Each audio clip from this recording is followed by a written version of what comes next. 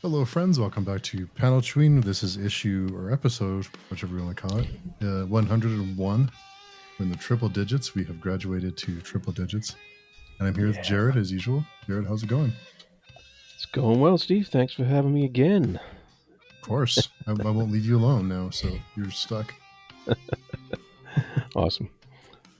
Yeah, so on this, for those of you who are new here, this is the episode where we talk about our weekly books, and we talk about our favorite of the week, which is our pick of the week.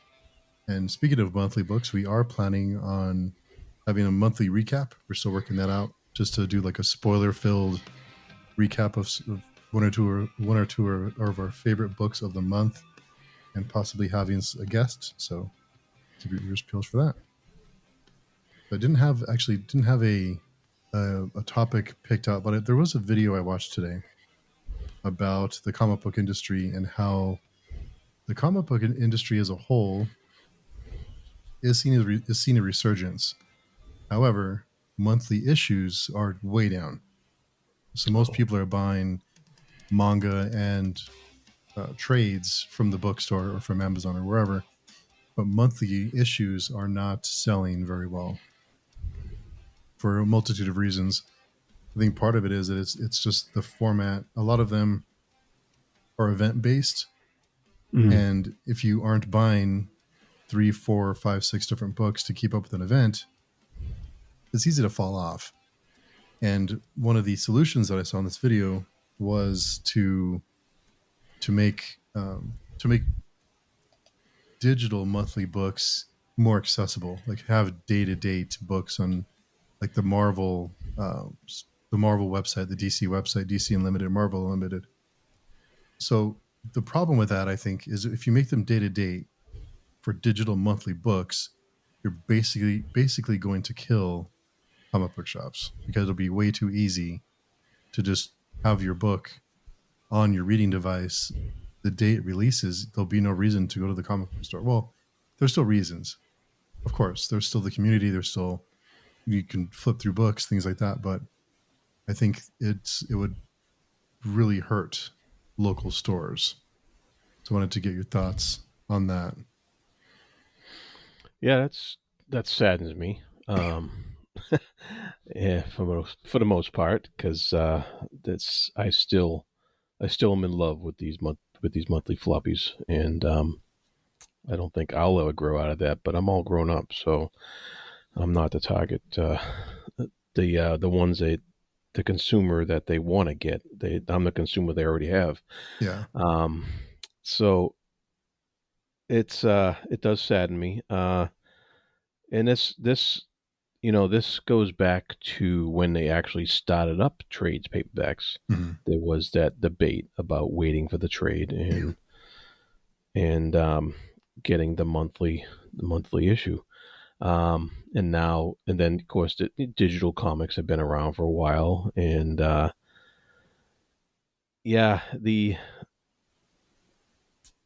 event based thing. I have a couple of event based comics to talk about this week, and I find them problematic as well. But it's just, I don't know. I don't know how it's going to work out. I don't know how it's gonna go as far as that goes. I don't really like that suggestion of. Was the suggestion just to have certain things only digital, or was it? Well, I think I think part of the problem is that I think it's I believe they mentioned it being a 3-month wait period between the book, the monthly book being released, and then it being available on the digital platform. Oh, okay. I think maybe like a month would work if you have to wait a month or even 2 weeks. Because those of us who care enough to go to the comic book store, I think we want to talk about the books as soon as we can. So if you fall too far behind, I do think 3 months is a long time. If you're paying for a service that has all the DC or Marvel books on it, 3 months is a long time to wait. So I think that's something that maybe be able to be tweaked without hurting the comic book stores too much. Yeah, I'm wondering if this is the same kind of fear that the book, regular books had with e-readers and what have you. Yeah. It doesn't seem to. It's I don't know. I think it hurts the small mom and pop shops more than it does your big ones. Yeah. So I've seen a lot of comic book stores go out of business, and that was just because of the moving to the Amazons and the online Barnes and Nobles and what have you. So and so yeah, it's it's a sad state of affairs, but it's something that the whole world and marketplace is going to have to adapt to. It's a do or die place. And another issue that the video mentioned, and I'll link it in the description, was that if you are there's a problem with bringing in new readers. There's not a whole lot of new readers to monthly books. And they mentioned a part of it is because if you go see a Marvel movie or a DC movie, let's say somebody sees a new Spider-Man movie and they go to the bookstore to get a Spider-Man book, there's 7 or 8 Spider-Man books to choose from, and you're not sure where to start because of continuity, and there's all these different things going. So it's hard to get into it. There's an accessibility problem with someone who doesn't know much about a character, but they like the movie, but they go in and there's really they don't know where to start. They don't know how to jump in and not be lost. So I'm not sure how to solve that. I think there are too many books, and I'll get to one of them later. I think there are too many books for certain characters that I think sometimes less is more. Yeah. No, I look at what comes out every week, and I've been doing this a long time, and even I don't know where to look, where to go, and where to start. If I wanted to like read current X-Men, I'm lost, and I've been doing this a Yeah. long time. Yeah. And Yeah. so you're right. It's very confusing for the new person to go into a comic book store, the ones that are left, and say, I want to read, like you said, Spider Man, and you have 10 different things on the shelf that say Spider Man. And some of them say issue 40, and some of them say 3, and some say Mm-hmm. something else. And, there's all these different kinds of Spider Man. And so, what do you do? What do you pick up? Do you just close your eyes and blindly grab one and hope for the best? Yeah. Do you get into a long conversation with a clerk about recommendations and all that stuff? And what if that doesn't work out? So there's, it's daunting. Mm-hmm. And this is why I think the Absolute line has done so well, because it is something that it is a book that people who aren't up to date can walk into a store, pick up issue 1, and have a completely new experience with characters that they're familiar with or vaguely familiar with. So Mm. it's tough. It's tough. Just want to mention one more thing. I did see an interview with Scott Snyder, who's kind of guiding DC now, that he is trying to get back to more of a, with the issues having kind of a contained story, having a different formula for the monthly issue, less to make it less like a streaming TV series where it's a different structure in the story, to make it more where you give the reader something to you give a little bit of recap, you give them part of a story, and you give them a reason to come back the next month. I think they're trying to go back to more of a different formula that they used to use to bring the readers back every month, instead of it being because it's hard to get people's attention now. You have to have a different approach to keep people's attention. Hmm. Maybe kind of like the Uncanny X-Men number 128 we're reading today. Yeah, exactly. Yeah. And speaking of those of you who are reading Uncanny X-Men with us, we are discussing issues just 128 and 129. It is free to read excuse me, free to read on Libby or Hoopla, which are digital apps you can use to access your local library. So it's something you can read for free. You don't have to pay anything with it. You just check it out on your reading device from your library and read along with us. We read 2 issues a week, and we'd love to have you join if you can. So with all that said, I guess we can get into our books of the week. The first book on my list was Absolute Green Lantern. Now, I like Green Lantern. I like the mythos, especially the mainline. You know what Jeff Johns did back in the 2010s with Parallax and with Darkest Night and Brightest Day and all that stuff. I really liked the whole approach for it. So I was hoping to have something here I could hold on to. It is Absolute Green Lantern has more of a horror slant to it, and I did enjoy that too. The first 5 issues were really confusing, but in issue 6, we get a ton of information, a ton of exposition explaining everything. We're explaining a lot. Unfortunately, I don't really still know what's going on, and maybe I'm just I don't know. I get the general idea, but there's some that I'm confused about. But it just seems kind of like a convoluted mess at this point, and I was hoping to kind of to dig my teeth into this one. I was hoping to like this one. I don't think the art style fits the theme, fits the feel of the book very well. The art isn't bad; it's just the wrong style, I think, for this kind of book. And unfortunately, I have to pull the ripcord and call it a day on Absolute Green Lantern. I hope it gets better, but yeah, I have to make those cuts. You gave it a 6 issue try. That's pretty good. Yeah, I tried. Yeah. So I tried. All right. Well, I speaking about crossovers and events.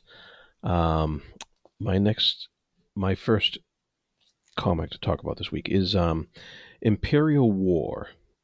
Number one, of Black Panther and Planet She-Hulk. This is the big event going on in Marvel, the big cosmic space event that I've been reading in Imperial, and these are the like the one shot offshoots, and there's going to be a lot more of these from what I saw looking ahead.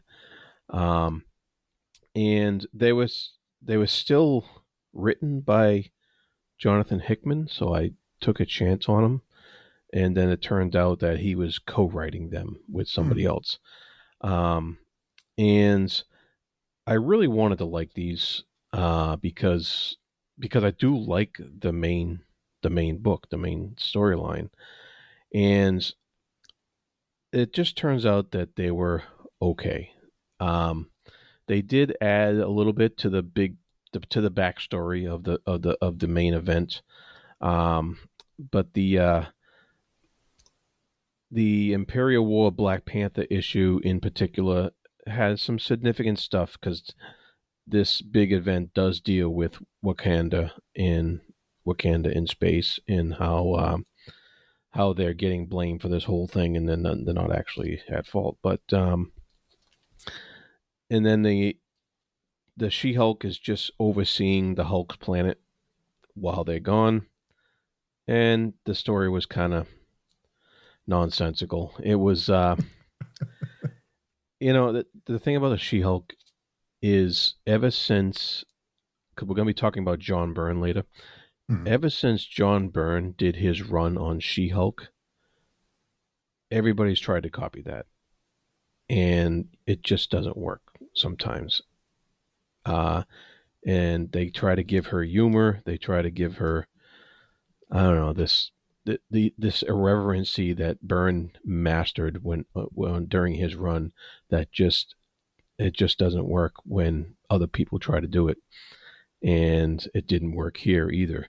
The artwork on both of these were standard Marvel fare, I guess. You can tell that these guys studied the Marvel way of drawing, and they they did a pretty good job at it. They mastered it pretty well. But it was nothing that really stood out to me as different. But it just it goes to show that I don't know, these companies are just trying to put all that extra into it. It seems like it's a money making scheme, and there's glimpses of talent and stuff in these additions to the main event, but it's not enough to want me to keep getting the rest of them. And so I'm just gonna stop while I'm ahead and stick with the main event. That's too bad.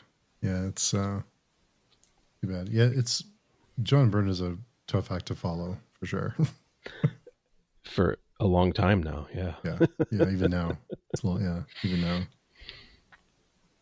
yeesh. The Marvel kind of see stock art, but the Marvel kind of what you expect most Marvel books to look like. I'm just not a fan of. Yeah, it's too bad. Variety is good. Yeah.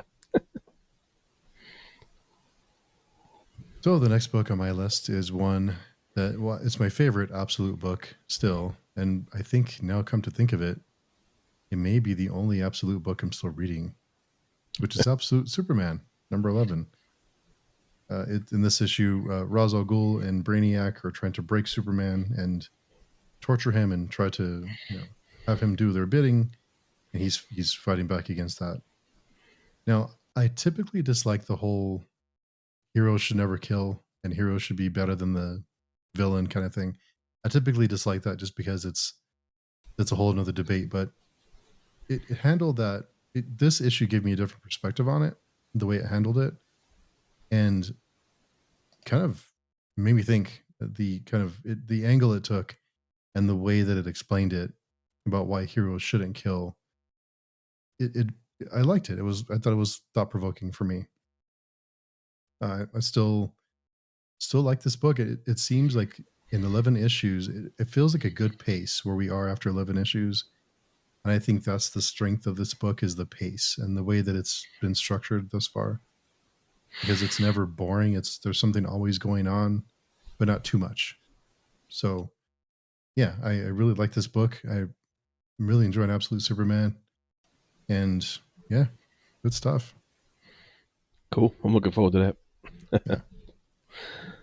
And next up, I have The Six Gun Battle for the Six, number 2 from Oni Press, a continuation of the series, and by Cullen Bunn and Brian Hurt. And so this, if you like the original Six Gun series, you're gonna like this. It carries on in the same vein. It has these different factions going up against each other to get to battle for these weapons, and I really like the interaction between the team you're supposed to be rooting for, the protagonist team here, and the interaction between that team and the characters on that team, and the interaction between the various factions, because they're not all, they're not all. There's a few of them. They're not all like evil and good and bad. There's a big mix in there. They all have their reasons for going after these weapons, and they're not the best reasons in the world. They're not the most altruistic reasons, but they're realistic in their reasoning. They have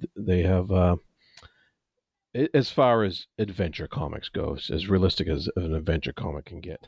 Mm. But I'm not going to go too far in a realism venture there, but it's fun. It's fun.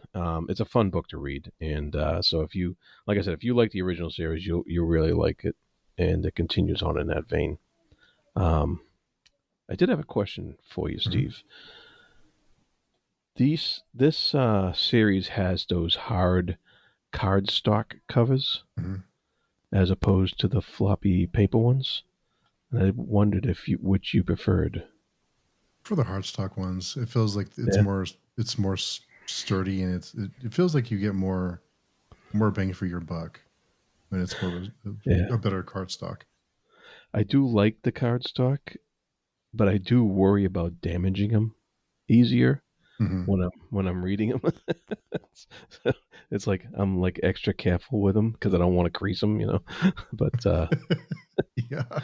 Well, the good thing is when it's a thicker cardstock, it's harder to crease. yeah, So but there's that. Yeah. the paper ones kind of just bend and float. But Yeah. yeah, that's just curious about that. I think it's good when you have the cardstock and the feel. Just when you're reading physical, the feel that you have for the book is it feels like you're getting more for the price tag. Yeah, so pretty good stuff though. Nice. The next one for me is the Terminator number 10. I really like the series. It's there's enough holding. So there's enough in each book. They reference, they do a good job tying into the movies while also creating new ideas and new themes. And each issue feels self-contained, but it still ties into the previous issues to where you could pick one up and read it and still understand what's happening. And if you miss the references to previous issues, that's okay. It'll still you'll still feel like you're following the story. In this one, there's some really clunky dialogue and some really weird interactions that just felt a little too casual for Battlefield. But I really like what they do in this series, with time and exploring time and kind of the history and the future and how it all ties into Skynet and how personally time changes and it reframes everything for you and your memories. And I love the way that it explores time in this book, and it's just a part of it, but it's I really like it. So other than the little clunky dialogue, there is a tie into the movies, and you don't have to be an expert at the movies to get the time to get the references. They're pretty obvious, but overall, I think it's a really solid series. Even if you're not into the Terminator, I think there's things here that could interest you. So this wasn't my favorite Terminator issue yet, but it was still good. So I think it's pretty clever in that way. Very good. So next up, I have The Mortal Thor #1 from Marvel, and this is another reboot, I guess, of the Thor character. It's by Al Ewing and Pasquale Ferry, who's been around. He's a well-known artist. Ferry is, and so the artwork's pretty decent. It's pretty good stuff in here. And this is a reimagining of Thor. He's as he goes by the name of Sigurd something or other, and some kind of Norway type name, Scandinavian name, and but he's in New York. He's a construction worker, and this has been done before, like way back by in the '80s by Walter Simonson during his huge run on Thor back then, and he did something similar to this. And these guys are kind of bringing that back. It seems like Thor or Asgard may have gone through some sort of Ragnarok again or something. I'm not sure of the backstory. I don't know why they restarted this at #1 in this manner, but I figured I'd check it out and see if I could get back into Thor again because it's been a long time since I read Thor. But um, and for all told, it was a pretty solid issue. It was a pretty good issue. If you're looking to get into Thor again, this may be the book to do it. If you want to go that route and you want something new from Marvel, or that's something that seems new, anyways, to somebody who's not as old as I am. And the um, I'm not sure if I'm going to continue. I might check out the second issue to see where it goes. If it continues in the same vein as the old '80s comic, then I probably won't continue. But that's not because the book's not well done. It's actually a well done book. It's well written and it's very well drawn. And the writer tries to explain what's going on with the circular nature of of Ragnarok and how it Hmm. how it gets destroyed, and then things start again, and the world starts again, and what have you. And he has a little editorial in the back of the magazine that tries to explain what he's doing here with Huh. this thing, and so it seems like they're very motivated to try to tackle this character correctly, in a new kind of new exciting way for especially for new readers. I think new readers might find something that they could jump on here and enjoy. Nice. So a good jumping on point is always a good thing. Yeah, yeah. Yeah. Oh, I'm surprised. Yeah. So the next one on my list is another number one. And I mentioned earlier there are too many books for certain characters. So of course I'm talking about Batman number one. They're relaunching the mainline Batman at number one. Not sure why. So I like the Batman design, the different with the blue, kind of the lighter blue colors, and I like that outfit, the suit. I just couldn't get into this one. It wasn't bad. It just was just another Batman book, and there's nothing really new going on. All the familiar faces are in it. It's comfort food in a way because it's something that you can get into. So if you're a fan of Batman, you'll probably really like it. For me, it just there's nothing really captivating or interesting here for me. And to be honest, I'm getting to a point where I'm burnt out on Batman. There's a lot of damn Batman books, and he might need a break soon. Maybe that's just me, but he's everywhere. I know Batman sells. You put Batman on any book and it'll sell just because of Batman, but there has to come a point where how much is too much. So unfortunately, uh, not the book for me. I really wanted to like it. I just don't care. And do something different. Have some. Let's do something new. I don't know what you can do new with the character that's of 100 years old or whatever, but Yeah, yeah, I'm just a little burnt out. So not for me. yeah, yeah. Even the new attempts aren't that new. Yeah, Yeah, the, yeah, like the absolute Batman, it really wasn't that new. yeah. I mean, So at least they're doing something. At least they're doing it for as similar as it was to mainline Batman. At least they're doing different things with it, even though I didn't enjoy it. It wasn't for me. At least they're yeah, doing something, they're reimagining it in some way. But yeah, yeah, I don't know why we need more Batman books, but people buy it. So what do I know? there you go. Yeah. Next up, I have Vanishing Point number 4 from Mad Cave, and this is the science fiction illustrated monthly book they have that basically puts out one single story per month. Yeah, and so this month was no exception with its interesting look at a certain science fiction trope or a certain science fiction setting.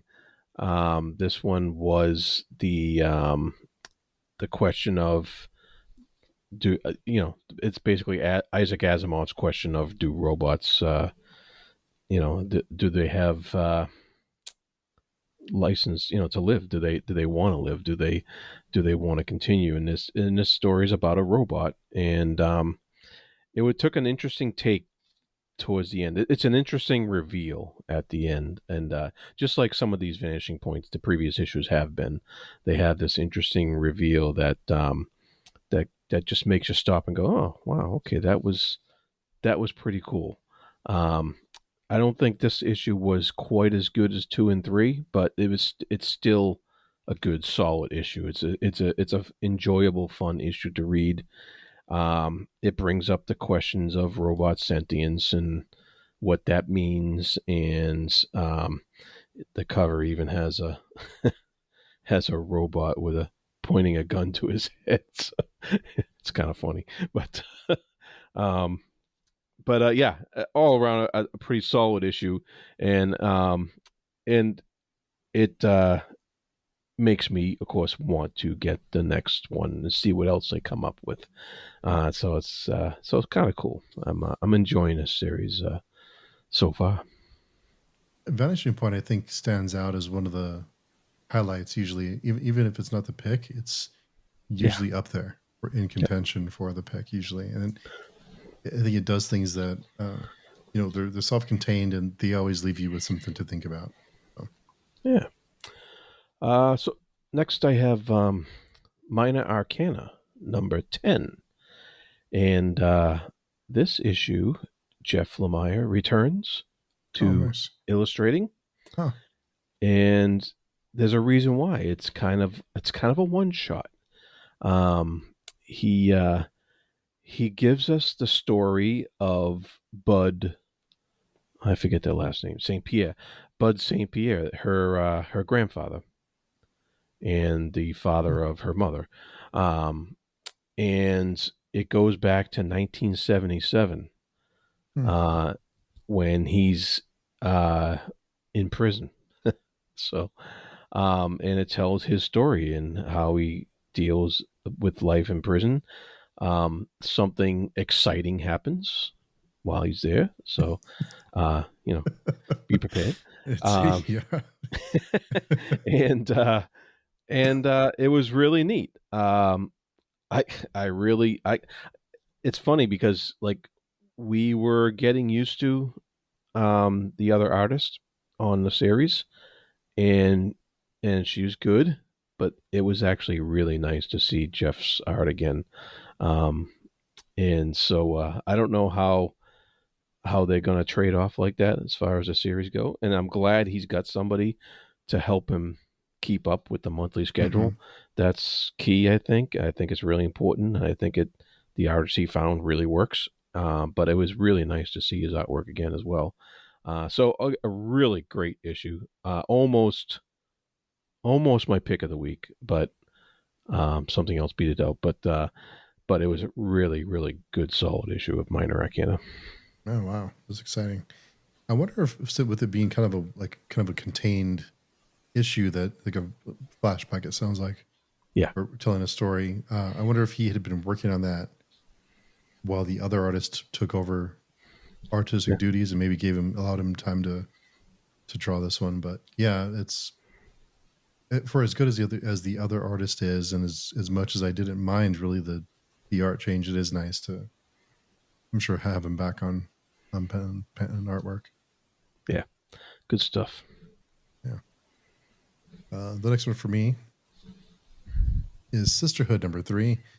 So those who aren't familiar, this is a Hyde Street connected book somehow. We're not really sure how it's connected to Hyde Street, but in a nutshell, it's about two childhood friends who experience a really um, horrific have a horrific experience together. They grew up and they're like sisters. One of them goes to college. They both go to college. One of them joins a sorority and ends up dying, and she comes back as a presence or as a some kind of presence to convince her friend to enact revenge on this seniority, this sorority, excuse me, not seniority. So this issue takes a little bit of a turn. It wasn't you can kind of see it coming, the reveal on this one, but it was still kind of neat. And the only complaints I have about this book is that it feels a little light. So I'm hoping that with this reveal, things will take a different path because it was getting a little. This is cool and all, but like give me more to chew on. So yeah, I'm looking forward to seeing how this ties into Hyde Street or how much it ties into Hyde Street. I hope I get the big tie-in at some point. But I really love the artwork, and I'm hoping that we get a little bit more, like more substance, because it's. I think the main story is it's kind of running out of gas. So hopefully we pivot in this one. All right. And before we get to our picks, my final one is Dust to Dust number 6 by J.G. Jones. And this issue represents what we were worried about all along with this series. It's been about 3 months or so since the last one. Yeah. We were kind of concerned that there was going to be a delay, and with the delay, I forgot a lot of stuff, Yeah. and I was a little lost with this issue. I was a little lost about who was who, and had a hard time remembering who the protagonist was. Um, the writer girl, the reporter, was still there, so that her parts made sense, but the rest of the characters I kind of forgot like who they were, Mhm. and I would have to go downstairs and dig them out to, dig out the old issues to catch up, and I didn't want to do that. This was the problem with having these books, that you have this big gap in their publishing schedule. And as pretty as the artwork is, it takes him a long time to get it right. And I, I appreciate immensely the amount of work that it goes into these things, but I did feel a little lost, and I was like, it's so nice to look at. Um, so I was trying to keep up with it. I don't know. I'm hoping that the next issue is on time, but if we keep getting these big gaps in the publishing schedule, I don't know if I'm going to be able to keep up with it, because it's just not going to be. It's going to be too confusing to remember stuff, and I'm not going to want to go dig back through the old issues to find out. Uh, so that we get that mystery guy again. Don't know where he came from. Don't really know what's going on. Uh, it's really nice to look at. But yeah, I think you know what I mean. I do. Yeah. It really kills momentum for a story when you have to wait months between issues. And this is kind of what happened with World Tree, that it kind of, the momentum gets killed and there's so much going on that it's hard to keep up without having going back and rereading all the previous issues to get current every couple months because the next book comes out. So, Yeah, and like you, I do appreciate the amount of work it takes to do this kind of art and to produce a book like that. But at the same time, maybe a better strategy would be to complete the book and then start releasing it so you have a consistent schedule instead of yeah, producing it as you go. Which, but I'm not sure. There may be other factors involved, but yeah. There may it be. does Yeah, happen a lot. So yeah, yeah. And it's too bad, because this is a slow burn book, mhm. and that that doesn't help it. If it was one of those fast paced action packed books, I don't think it would be as impactful if you had Yeah, a slower schedule. But that's because true. it's a thoughtful, slow burn of a book, you need that backstory. You need that remembrance of what was going on before, in order to really get the context of what's going on now. Yeah, So yeah, it's tough. yeah, It's tough. Like you said, it's more of a slow burn. It's more of a character driven. There's lots of characters that, lots of characters. Yeah. and they're they seem like people. There's reasons you're learning their histories and the town and the way the town interacts. So it's hard to kind of keep up when that's not consistent. Yeah. And I feel bad. I don't want to drop it, because I know the amount of work it gets. I mean, the artwork is just so gorgeous. It Yeah. looks nice, But anyway, I Hmm. think we're on to our pick of the week, right? Yes, we are. It is that time. Yeah. Whew. So what is your pick? Your top pick for the week? Yes, that would be Lazarus Fallen, number 3. Greg Rucker, Michael Lark, and this issue was absolutely fantastic. It had everything Hmm. you want out of a Lazarus comic. Um, it had character build up, it had excitement with action, and it had really tense moments, and it had certain things revealed that were exciting. It had resolutions of certain parts of the story, like everything was in here, Hmm. and it it was just cool. Um it really drove home the lengths that a corporation will go to protect its secrets. This, some horrific stuff happens in here, and also some hopeful stuff that something can be done, something can be turned around somehow. And Hmm. it was just like I was floored with this one. This was the best issue yet.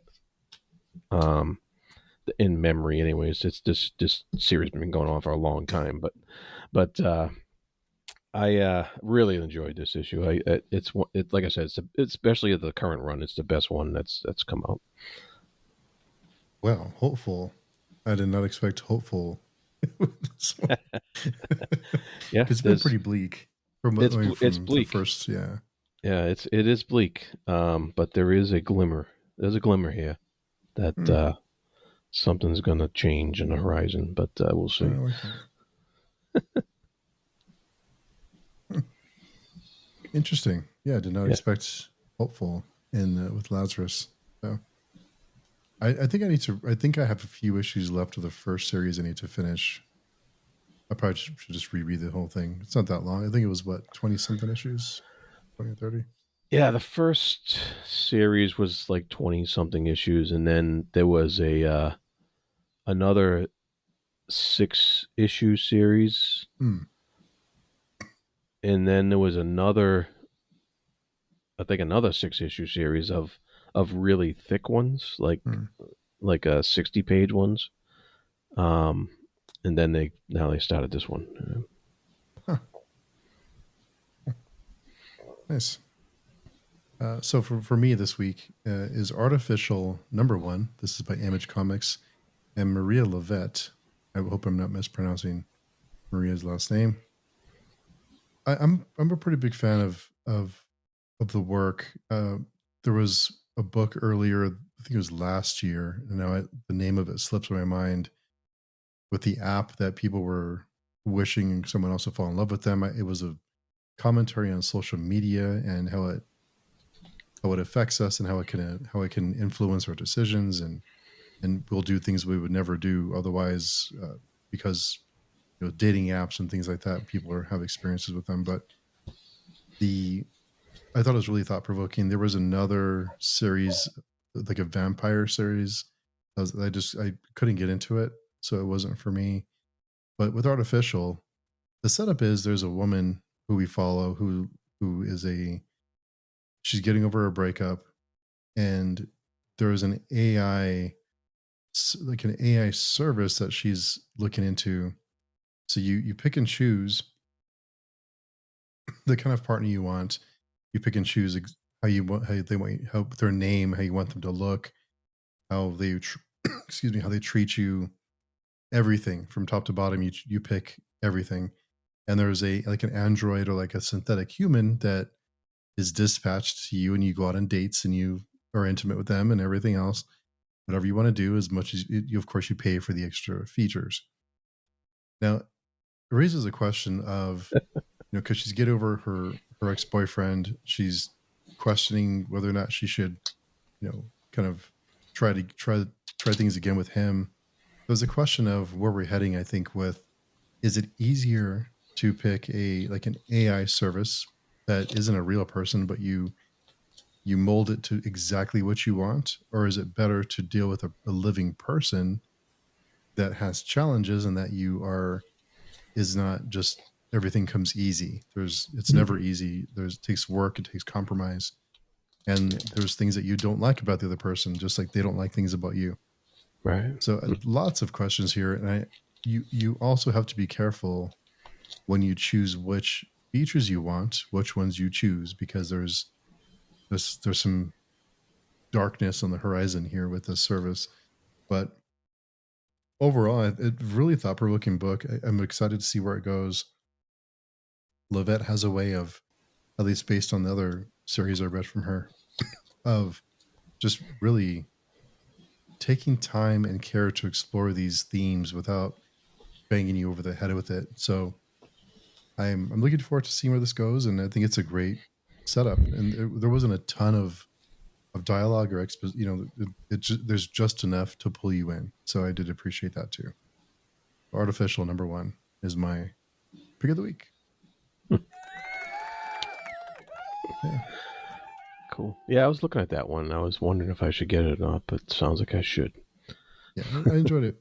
I think there's some, and this ties into our reality too, because there's lots of AI Oh yeah. companions, and there's people are ignoring their families for their AI companion that could be wiped out tomorrow.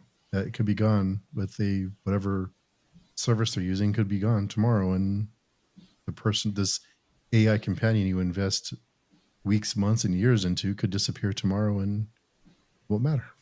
So it's very interesting.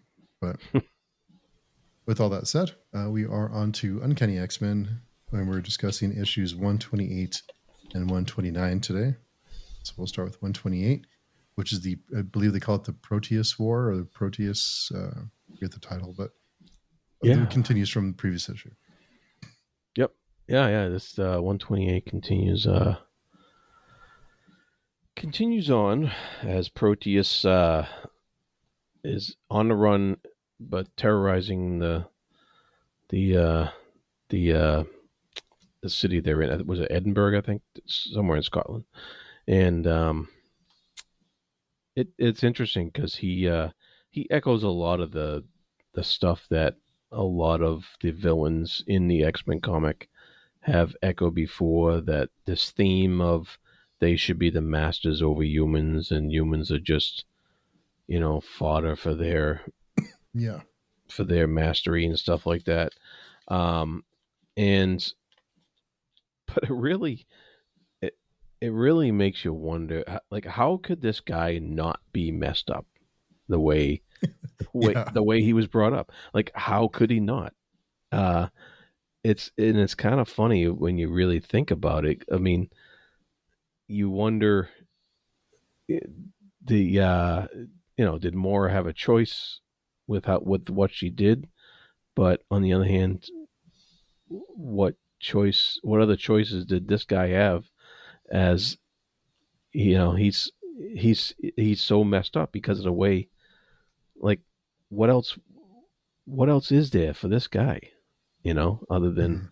breaking out and taking his frustrations out on the world. And it's interesting how this simple premise of superheroes fighting makes you think about this stuff. Yeah, it's done in a it's done in a way where you can just read the story and enjoy it, or you can think a little deeper on it. There are we're starting to see more flashes or more kind of signs about Phoenix and her powers Hmm. and the way that she can control them or not control them. So I am enjoying those little nuggets that are those little tea leaves in there. But also, there's something that I didn't remember seeing this before, but when Cyclops uses his eyes to catch Wolverine, I don't think I've seen that before. Yeah, that was interesting. And what was also interesting about it was, um, like later on in Wolverine's career, there's a big deal made about his healing powers, Mm-hmm. but that doesn't seem to quite be a thing yet. He was still worried about hurting him, Mm-hmm. but he was like, it won't hurt as much as if this happened to him, something else happened to him. And whereas I know in like far in the future in some of these comics, that he gets blown up and stuff, and he still regenerates, Yeah, whatever. and yeah, and so that hasn't quite been a thing yet in the comic. His vaunted healing power, yeah, yeah, Yeah, and it was cool to learn that Proteus got out because of the battle they had with Magneto, like 19 issues ago. You know, it was over a year and a half, over almost 2 years since they had that battle with Magneto, and the yeah. ramifications of that is what led to him getting out now. And the group dynamics too. I'm enjoying seeing the group develop and their different roles and how they handle each other in every situation. That's another thing I'm enjoying about the series too. Yeah. kind of the hierarchy of where they are and the leader and that sort of thing. So yeah, it's I, I was a little disappointed it was only one more issue with this villain. I was hoping it was more, but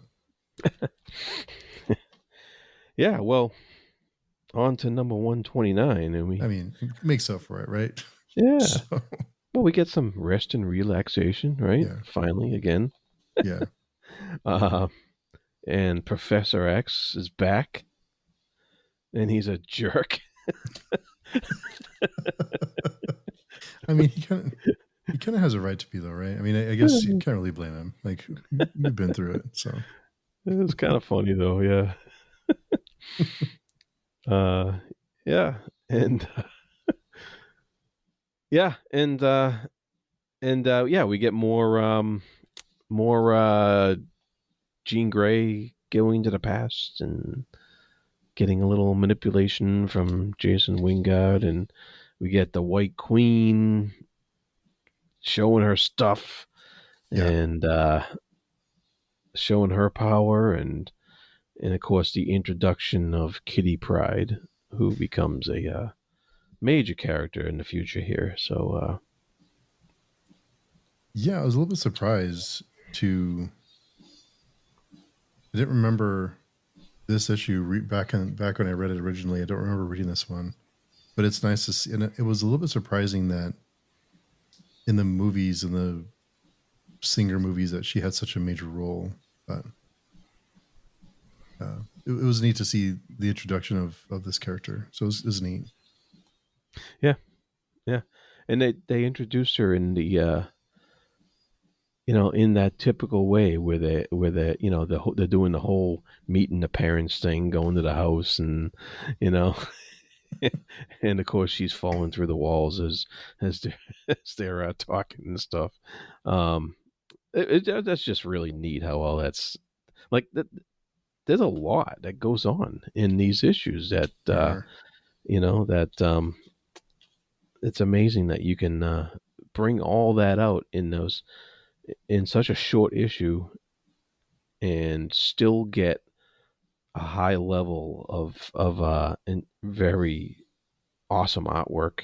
Mm, Each page, each panel is just outstanding, and a lot of story.